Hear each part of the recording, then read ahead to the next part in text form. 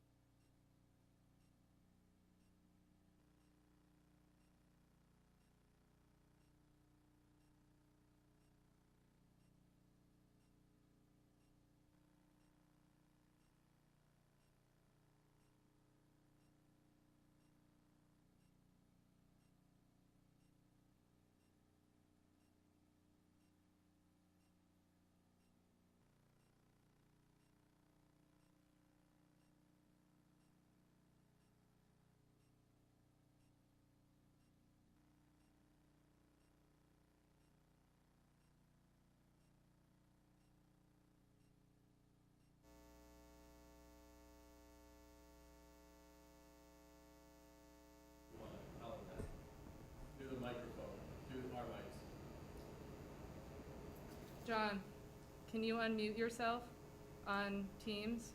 Yeah, can you say I'm unmuted now. We hear you. Wonderful. We hear you. Okay, we're back in action. You hear us? Shall we start? Yes. We are now starting. We're starting. We are starting. Thank you. Sorry about that, John, and audience. Okay, good evening, ladies and gentlemen, and welcome to the Danvers Zoning Board of Appeals. My name is John Bowner. I'm going to conduct this evening's meeting via remote. Hopefully, this will go off without a hitch. I would first ask that all persons in the audience mute their cell phones or turn them off so we're not interrupted. And I'm going to go ahead and introduce the zoning board members. I'm going to do this from memory. I hope they're sitting in their normal spots. But we have Jeff Sauer. We have Ken Scholes as our clerk. We have Ken Jarvinen. We have Corrine Doherty and our alternate Katie Hislop. And from the planning department, we have Georgia Pendergrass. And joining us tonight for his debut, and I'm gonna see if I can get your name right, Brian Zakelli. Yes. How'd I do? Perfect. I was coached a little bit, so. Well, you were. Brian is our new planning director for the town of Danvers, so welcome, Brian. I will ask the board members we've all were in receipt of minutes from our December 12th meeting. And I could ask if someone could make a motion and second that, and we will take a vote to accept. So moved. I have a motion I will second that. and a second. All in favor? Aye. Any opposed? Thank you, board members. We have a short agenda tonight, and I'm going to go ahead, as they're both residential cases, and explain our process.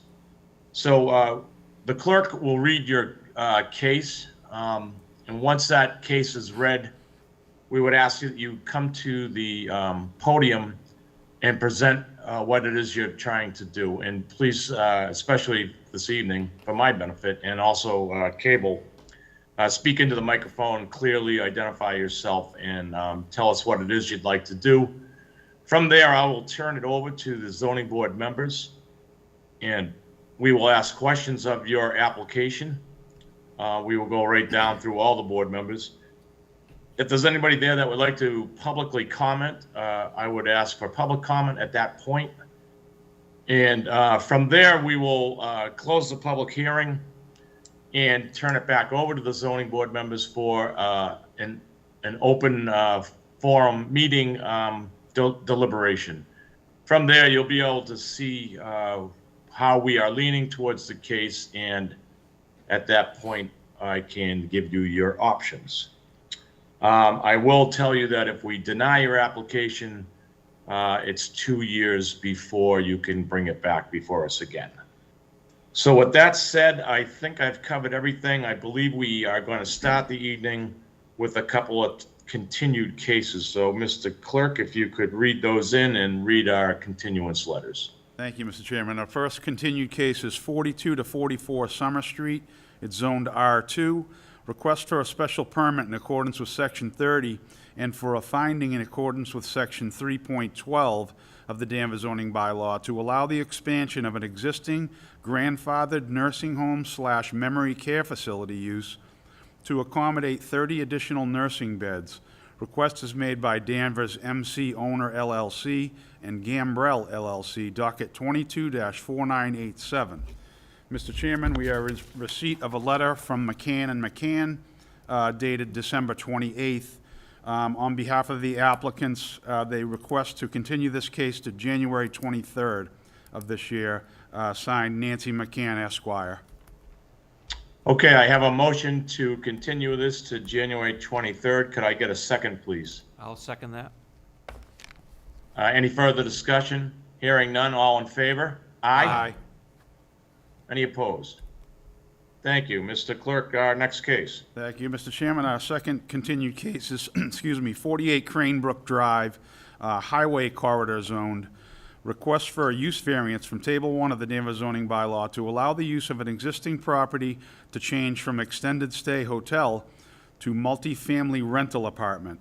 Request for a dimensional variance from Section 10 of the Danvers Zoning Bylaw to allow the reduction in the number of required parking spaces for the proposed multifamily use. Request is made by Peg Boston Danvers Property LLC, docket 22-4992. Mr. Chairman, we are also in receipt of a letter from McCann and McCann, also dated December 28th. On behalf of the applicant, they would like to continue also to the January 23rd meeting, signed Nancy McCann, Esquire. Thank you, Ken. Could I get a motion, please, to continue this? So moved. Could I get a second? I'll second. All in favor? Aye. Aye. Any opposed? Thank you.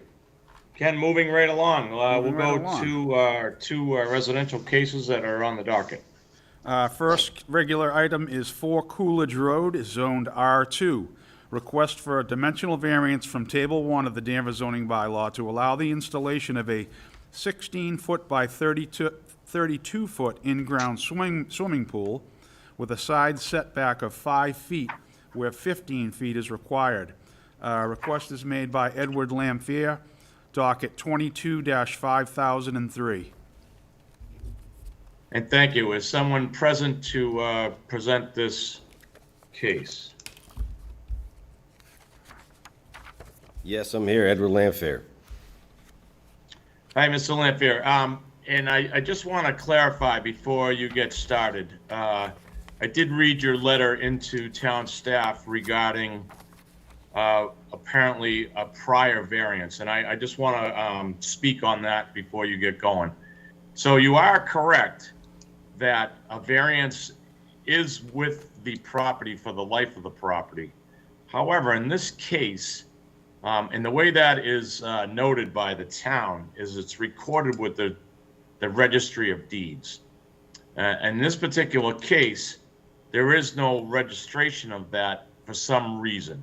We don't know the meaning or the reason behind that, but had there been had that been registered with the Salem Registry of Deeds, then no, you wouldn't be back before us. Because that was not registered and there is no town record of any permits being pulled for this in the past, that is why you're before us again. So I just wanted to make that clear. I hope that makes sense. And from there, go ahead and present what it is you'd like to do. I'd like to install a pool that was actually there in the beginning, but a much smaller pool. The original pool was 5 feet from the fence because I remember when my grandparents bought the house back in I don't know, it was before 1966 when the variance started. 1942, they bought it. Thank you. And I used to cut the hedges, which are still there. Well, I believe that. So bottom line is you're just trying to put this pool in. It encroaches the side setback, and I'm sorry, Ken Scholes, what is this? Is this R2? This is R2, correct. Okay, so your side setback is 15 and you're looking to put this at 5. Yeah, well, the lot's only 50 feet wide, and it was, the lot itself was dated back in 1919. Sure, yeah, and that's the case with a lot of lots in town. They predate zoning. So anything else you want to tell us about this? No, I just hope I can get the pool. Okay, well, I'm going to turn it over to the board for questions. I'll start down there with Jeff Sauer. Thank you, Mr. Chairman. I have no questions. Thank you. Ken Scholes. I have no questions, and just to note, I did run the prior owner from 1942 up to 2019, and there is, in fact, no variance on record. Thank you, Ken. Ken Jarvin. So did you say you're gonna go with a smaller pool? Yes. So the original one was 5 feet from the setback. Are you gonna, with the smaller pool, will there be more room for more of a setback? I'm actually pulling it away from the garage to get a better distance from the garage and a larger patio. Okay, so you're gonna keep that 5 Yes, then? Okay. 5 feet from the property line, yes. It used to be closer to the garage, and then back in the day, I don't know if you know it, but people used to jump off the roof. I don't want that to happen. It's probably a wise thing. So you're gonna use any of the existing structure of the pool? You're just gonna totally dig it up and redo it? Yes, Okay. the brand-new Gunite pool. All right, good. But it's gonna be in ground? Yep. Yes, sir. Thanks. No further questions, Ken? No more questions. Thank you. Kareen. Just one question. So the 16 by 32, that is. Kareen, if you could pull your mic a little closer. Sorry. So the 16 by 32, that's the dimension of the pool you want to put in? Yes. Okay. That's my only question. Thank you. Thank you, Kareen. And Katie. I don't have any questions.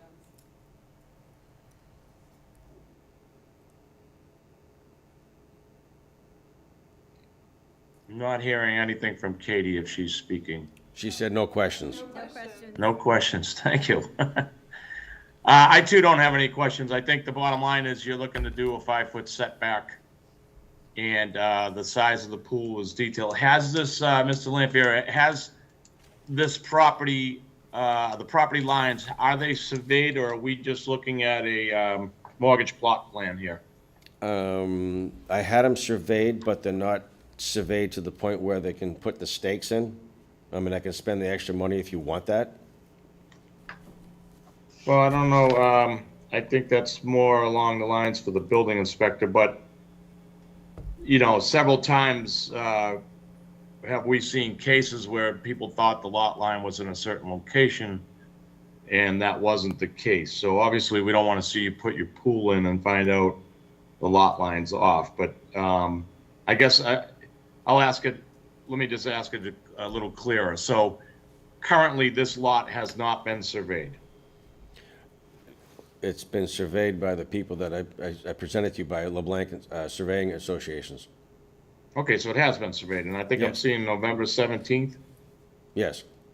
Okay, very good. I have no further questions, and from what I understand, there's nobody there from the public to speak on this. Am I correct to assume that? We have one person. One person, Mr. One Chairman. person. Please come forth and be heard. This is on 4 Or Coolidge. Yes, my name's 4 Bill Coolidge Creasy. Road. I live at 6 Coolidge Road. I abut Mr. Lanfear's property on the side that the request for the pool development would be, and I have no opposition to that. Very good, thank you. Okay, at this point, I'll close the public hearing, and we will One more. deliberate, and I'll come back to you, Jeff. Uh, I think we have one more question one more from the question audience. Oh, I'm Mr. sorry. Bradstreet. Mr. Bradstreet.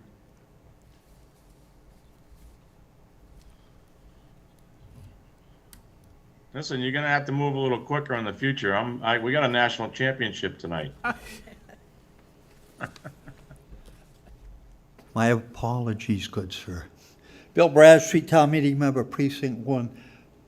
I would respectfully ask that if the lot has been surveyed, that it be properly marked at the corners of the lot for viewing by anyone. I understand there's a cost involved, but I still think respectfully, the corners of the lot should be clearly marked. Thank you. Thank you. Okay, thank you, Mr. Bradstreet. Mr. Lampier, when they did survey this, I assume they would have marked it as, They do guess have I'll a few refer to- marks on the property. The only unfortunate factor is if they actually put the stakes in, the people next door to me, their garage might be on my property. okay, but we're not here on the garage, correct? We're here about your pool. Correct. And that would be between you and your neighbor if you wanted to rectify that situation. But so there are markings currently, is what you're Yes, telling there's us. actually a stake in the street with a pin, and I would imagine it travels the fence line to the back, which the property is only 50 feet wide. If you went from fence to fence, it's still 50 feet. Okay, so the property is marked. Yes. Very good. Okay, any other comments or questions from the public? Hearing none, I will come back to the board, and I will go to you, Jeff Sauer. Thank you, Mr. Chairman. Yeah, these lots are very narrow, and I don't see any issue with granting relief, and having the neighbor at number 6 here just solidifies it for me, so I will vote for this. Thank you, Jeff. Ken? And I will vote for this. I mean, the dwelling itself is only side setback of 4'1", so I have no problem with 5 feet for the pool. I'll vote for this. Thank you, Ken. And Ken Jarvinen? I'll vote for this too. It's based on, because there was a previous variance and it wasn't recorded for some reason, but I'll take that into total consideration and I'll vote for that. Vote for it. Thank you, Ken. Karine? I will vote for this too. Thank you. And Katie? I will vote for this. And I too will vote for this. I do see this as a very narrow lot. Actually surprised it's zoned as R2. It looks like more of an R1 type lot. So if I could get a motion, please.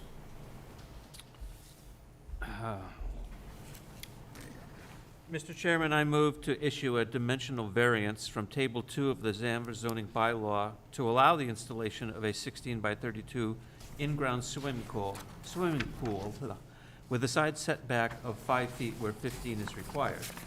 This condition does not affect other properties or structures in the same zoning district. The literal enforcement of the zoning bylaw would involve substantial hardship to the applicant, and granting this variance will not create a substantial detriment to the public good and will not nullify or derogate from the intent and purpose of the zoning bylaw. I'll second that. I've got a motion and a second. Any further discussion? All in favor? Aye. Aye. Any opposed? Mr. Lampier, good luck with your project and enjoy your pool. Thank you very much. God bless. And register that variance. Okay, thank you. Mr. Mr. Clerk, if you're good to go, we can move on to the next case. We are ready, Mr. Chairman. Our last case is 11 Hanson Road, zoned R2. Request for a dimensional variance from Table 1 of the Danvers Zoning Bylaw to allow the installation of a 39-foot by 18-foot addition with a rear setback of 10 feet where 15 feet is required. Request is made by William Fallon, docket 22-5004. Thank you. And is someone here to speak on this case? Yep, it's William Fallon. Good evening, Mr. Fallon. So tell us what you like to do here. So we want to do a small two-story addition. We're gonna extend the living room and the kitchen out. So currently there's 2 bedrooms upstairs in this single family, and they want to add a 3rd bedroom upstairs so that they don't have all the bedrooms or one of the bedrooms on the 1st floor and then 2 of the bedrooms on the 2nd floor. And so that the addition will be, the first floor will be all kitchen and living room, and then above it will be partial bedroom, and there'll be a cathedral ceiling over part of the living room. So the setbacks now are 15 feet. We're looking for 4 foot 3 inches of relief from the rear setback. There's no houses on the left of the house here. It's an easement right now, so there's. Okay, so if I'm reading your drawing right, it looks like you want to have a setback of 10.75 feet. Correct. Okay. And I did speak with town staff on this. Apparently, so I believe this was before us back some 5-6 years ago for a enclosed stairway, although I don't remember it. But I think at that time, the building inspector considered the rear of this lot subject to front setback because it borders Route 128. It does, yeah.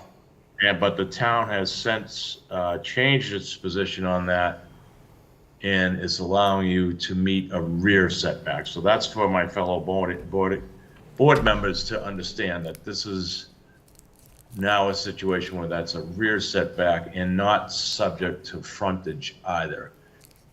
Before I turn it over to the board, Mr. Fallon, I think the only question I have, and I believe I'm hoping the owner's there, I'm just noticing the shed. Maybe this is for Georgia and town staff. Was there a permit pulled on that shed? And to me, it looks like that shed is also encroaching into the setback. I don't. What can you tell me about the shed? I don't know if there's a permit pull for that shed, but if there wasn't, we can we can move the shed if we have to get it off of the onto their property at least. So that won't be. Well, I believe we require at least a 5-foot setback on the sheds. So you take that as a condition, you'd be willing to move the shed? I have no problem, yeah, they'll have no problem moving the shed if we have to. Okay, and let me go to Georgia if I could. Georgia, do we know if there was a permit pulled on that shed? I can't confirm if it has a permit or not, so I can do that tomorrow. To confirm, Okay, I but- mean, if there is a permit on it, I'm not gonna ask the applicant to move it, but if the applicant's willing to move it and meet the 5-foot setback, then I think that's a win for everybody. But, all right, so, Mr. Fallon, any other items you'd like to alert us to or talk to us about before I turn it over to the board? No, the only other thing is that this addition, you see where the deck is? The Yes. 128, it runs right parallel to the, that setback there on the side there, the one that says the 289, that line. So doing this addition is actually gonna really quiet that backyard. It's really noisy back there right now, so having this little area kinda blocking that off of the deck will also help them as well. So act as a noise buffer. Yeah, it really will, yep. Well, I can certainly see how that would be something very desirable. Yeah. Okay, understood. Okay, anything else? Nope, that's it. Okay, Katie, let's start down there with you. I don't have any questions.